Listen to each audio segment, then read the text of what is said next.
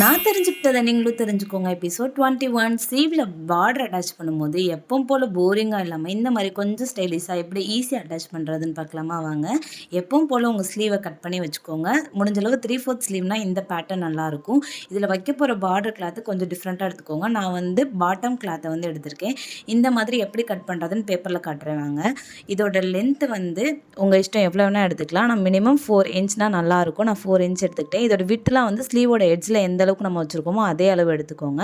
எடுத்து இந்த மாதிரி கட் பண்ணி வச்சுக்கோங்க. இந்த ஃபோல்டிங் எட்ஜ்லேருந்து ஒரு 0.5 மார்க் பண்ணிக்கோங்க. இதோட ஹைட் வந்து 1.5 மார்க் பண்ணிக்கோங்க. இப்போ இதை வந்து ஒரு ஸ்லாண்டிங் லைன் போட்டு கட் பண்ணி எடுத்திங்கன்னா ஒரு வி பேட்டர்ன் மாதிரி கிடைக்கும். இதை தான் நான் வந்து அந்த பேட்டர்ன் கிளாத்தில் வந்து கட் பண்ணி வச்சுருக்கேன். இப்போ வந்து நம்ம ஸ்லீவோட ராங் சைடும் இந்த பேட்டர்ன் கிளாத்தோட ரைட் சைடும் ஃபேஸ் பண்ண மாதிரி வச்சு இப்போ நான் அந்த சென்டரும் நேராக வர மாதிரி வச்சுக்கோங்க. இப்போ நான் காட்டுறேன் இல்லையா, அந்த லைனில் வந்து ஒரு 1/4 இன்ச்சில் வந்து ஸ்டிச் பண்ணி எடுத்துக்கோங்க. நான் ஸ்டிச் பண்ணி எடுத்துட்டேன். அந்த சென்டரில் இந்த எக்ஸ்ட்ரா ஃபேப்ரிக்கையும் கட் பண்ணி எடுத்துகிட்டு ஒரு அர்க்காட்டும் கொடுத்துக்கிட்டேன். இதை நல்லா டர்ன் பண்ணி ஷார்ப் எட்ஜஸ்லாம் சிசர் வச்சு எடுத்துக்கோங்க.